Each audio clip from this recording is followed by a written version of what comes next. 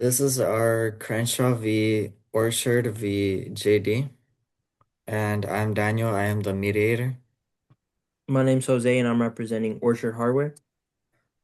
My name's Julian. I'm also representing Orchard Hardware. My name is Jake, and I'm representing JD.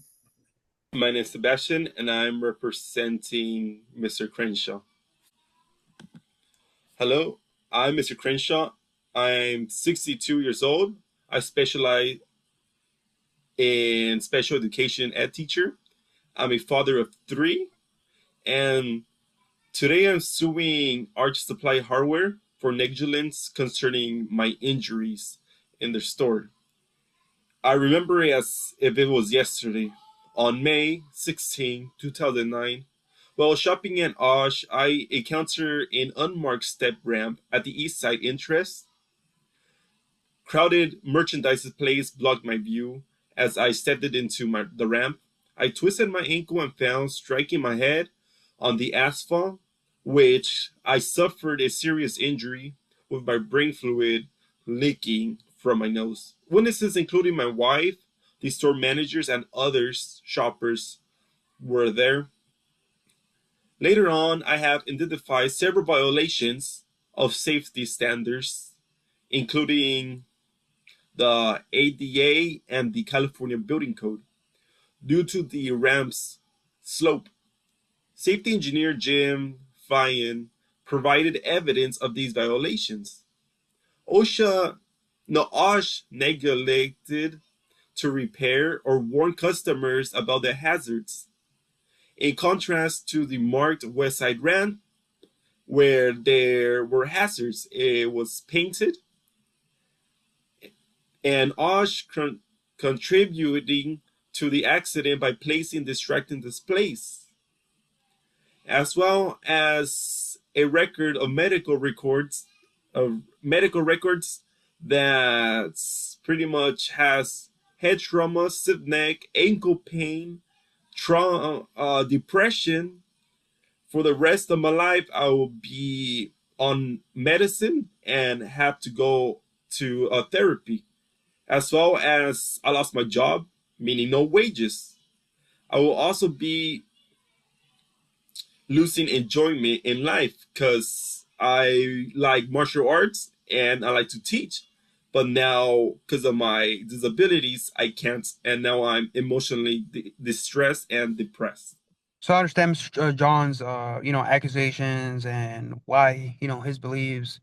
But one thing I'd like to mention is, again, as a owner and outdoor Osh is a supply hardware store, is that uh is that the accident that occurred for Mr. John was not in our property, which was the sidewalk and the curb ramp outside Osh.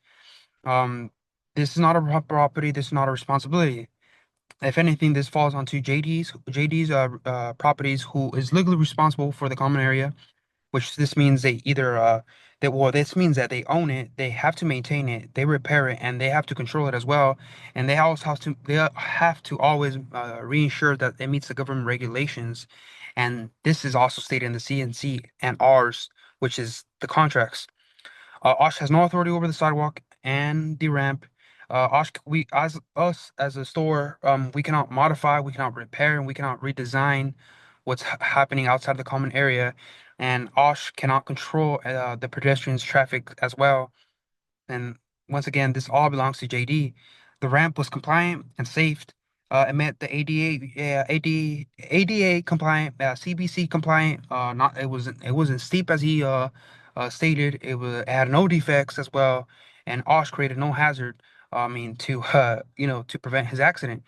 I mean, to cause his accident.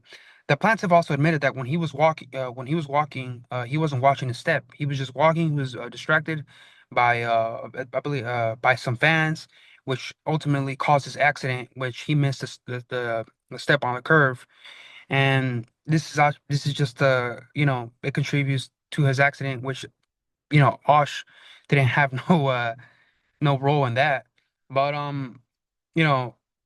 Us as Osh, we followed the regulations. We caused no violations.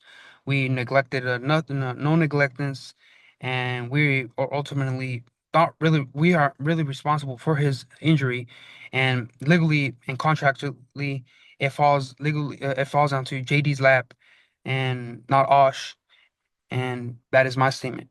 Okay. So the plaintiff is claiming they want around $50,000 in medical experience expenses to be reimbursed to them. This was paid both from insurance as well as out of pocket. We as Osh are unwilling to cover this cost due to the fact that the plaintiff has fully recovered physically from the accident by the end of September of 2009. The plaintiff is also claiming that they would like us to cover the damages in their life for pain, suffering, depression, as well as loss of enjoyment of life. This is something we are also unwilling to cover for because the plaintiff was deposed by Osh on February 4th, 2010. He stated that he had no long-lasting physical effects from his fall and he's doing well. He also stated that he's able to do everything he could before the accident. We are also unwilling to recover his alleged mental injuries due to the fact that he claimed he thinks he was dealing with depression at the time of his deposition in February of 2009. Dealing with this, he didn't start seeing anyone until December 18th, 2011, which is almost a full 2 years after the situation occurred. His as stated, his medical files showing he has full recovery and everything. He can do everything he used to do before the accident at the current time. He is also exaggerating his symptoms. He has normal exams.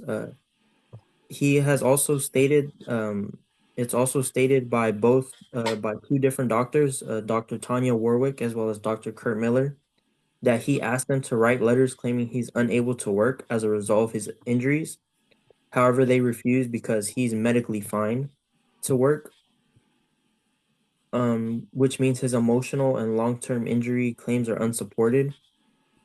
We are also unwilling to deal with his lost wages situation due to the fact that he has previously stated that he also stated that him being fired was not a result of the accident. He has previously stated that he was fired because the school district wanted to replace the older higher paid teachers with the younger ones. We as Osh are claiming to have no liability, but we're willing to efficiently resolve this situation with the proposed settlement of $10,000.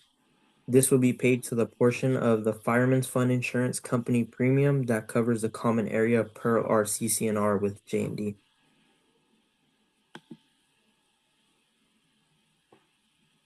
Okay, so representing J&D, we are the owners of the entire lot, the whole property owners. So Osh is a tenant of us.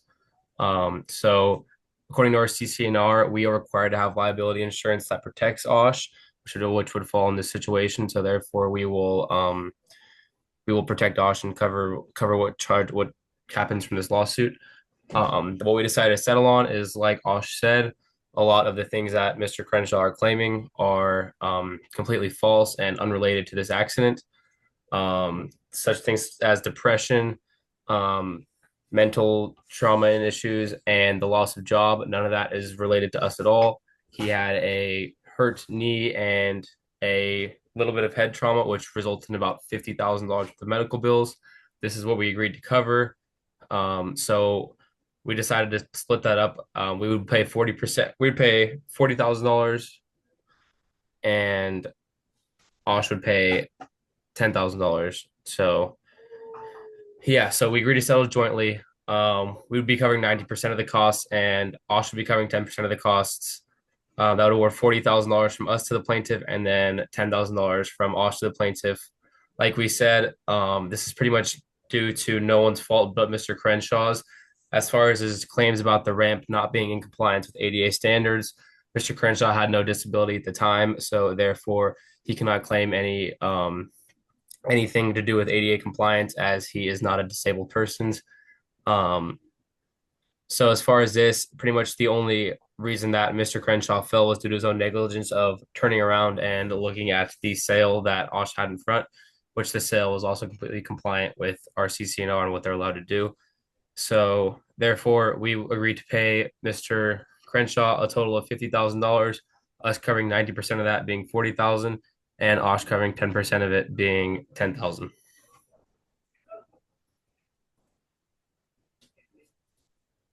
For mediation, the plaintiff had no obstruction of view and was not looking where he was going, making him responsible for his own fall.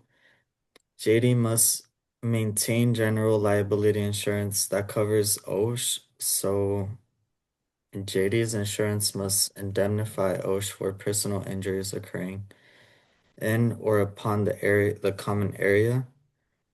Since the curb ramp is considered to be a part of that general area, the JD's insurance would apply.